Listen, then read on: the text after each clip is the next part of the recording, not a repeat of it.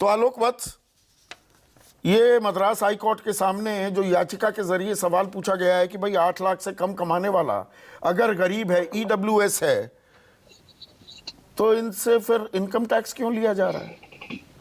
गरीब है तो गरीब है, फिर वो इनकम टैक्स किस बात का दे रहा है? ये जो इनकम टैक्स का स्लैब है वो 2.5 लाख पे था, लेकिन अब अगर हाईकोर्ट ने इसका संज्ञान लिया है और अगर इसको मान्यता मिल जाती है तो इसमें कोई हद नहीं है। जो 8 लाख से नीचे के लोग हैं उनको इनकम टैक्स से बरी कर दिया जाएगा और उनको पूर्णतः गरीब तबके में श्रेणी में गिना जाएगा। तो अभी तक उनके साथ नाइंसाफी कर रहे थे। टैक्स का तो आप हवाला देते हैं ना कि टैक्स भरो, आप देशभक्त कहलाओगे, आप देश के हित में काम करते हैं, तो गरीब से खामखा का टैक्स वसूला जा रहा था अभी तक। देखिए, ये परंपरा कोई आज से नहीं है, पहले से लागू थी। और अब जिस तरीके से आरक्षण के मुद्दे को लेकर एक महाभारत हम दल छेड़ रहा है, खासकर कांग्रेस के लोग जिस कदर ये बढ़ा रहे हैं, मुझे लगता है कुछ दिन के बाद हो सकता है 2024 के पहले ये 99% इतना पहुंच जाए। हर आदमी इस कवायद में है कि इसको बढ़ाते चले जाओ। ये तो बीजेपी इस कवायद में नहीं थी। 10% जो ये आरक्षण बढ़ाया, वो 50% की लक्ष्मण रेखा को लांघा, तब तो आपने भी ताल ठोकी 7 नवंबर को कि देखिए जो हमने किया उस पर मोहर लगा दी सुप्रीम कोर्ट ने। देखिए, ये एक नितांत आवश्यक चीज थी। गरीब को ही इसका लाभ मिलना चाहिए, और जो सही माने में गरीब है, चाहे वो किसी श्रेणी का हो, उसको इसका लाभ मिलना चाहिए था। ईडब्ल्यूएस में ऐसे लोग हैं जो 2 वक्त की रोटी नहीं जुटा पाते हैं, उनके पास कोई रोजगार नहीं है। ईडब्ल्यूएस का सबसे बड़ा पैमाना है जो 66,666 रुपए और 66 पैसे कमा रहा है एक महीने में, उसे आप गरीब मान रहे हैं? कम अगेन 66,666 रुपए प्रति माह। नहीं,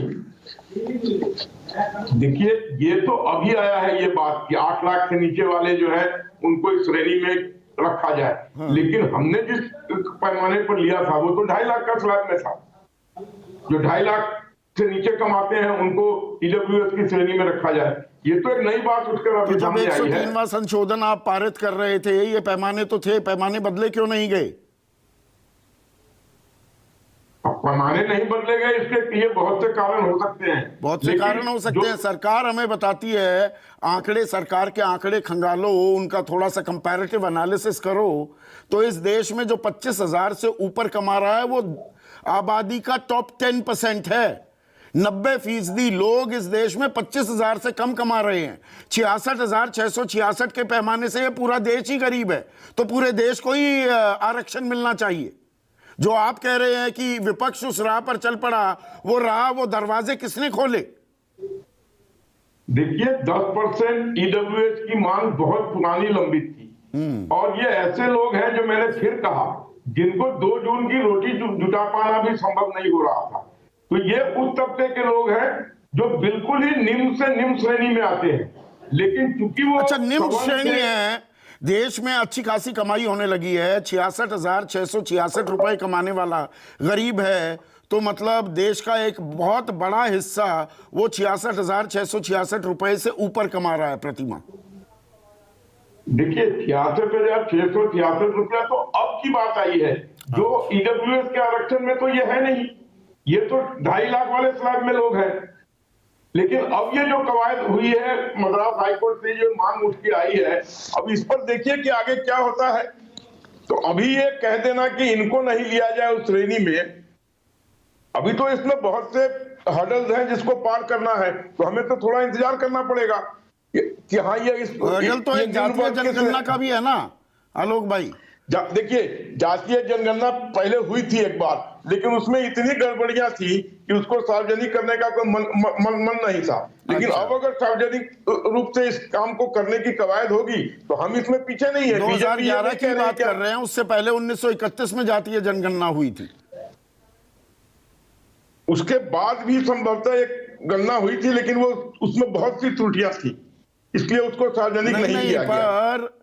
जो ये रोहिणी आयोग सरकार ने बना रखा है, अभी उसका कार्यकाल लगातार बढ़ता जा रहा है, उसी की फाइंडिंग ये है कि 25% पिछड़ा वर्ग की जो जातियां हैं, 25% जातियां ही 97% जितने जॉब्स हैं उस पर कब्जा किए हुए हैं। सारी मलाई वही काट रहे हैं। 953 जातियां यानी कि 37% जातियां जो पिछड़े वर्ग में आती हैं, उनका 0/लड्डू, शून्य, ठेंगा रिप्रेजेंटेशन है नौकरियों में, और जो दाखिले होते हैं उसमें कोई दाखिला नहीं। 37% जाति के बात कर रहा हूं मैं। क्यों उनके लिए आरक्षण नहीं है? मलाई तो कोई और काट रहा है ना, मैं वही तो कह रहा हूं। आपने कहा ईडब्ल्यूएस में ऐसे लोग हैं 2 जून की रोटी नहीं मिलती, वो उठा पाएंगे इसका फायदा, या जो 66,666 रुपए या 60,000 प्रति माह कमा रहा है वो फायदा उठा पाएगा? सवाल यहां है। देखिए 66,666 वाले को तो अभी इस कवायद में लिया नहीं गया है। लिया जा चुका है सर। जो 10% ईडब्ल्यूएस वाले लोग हैं उनकी तो एक श्रेणी है, उसी के वही श्रेणी तो है जो 66,666 या उससे कम कमा रहा है उसको मिलेगा। तो 2,000 रुपए कमाने वाले थोड़ा ले पाएगा उसका फायदा।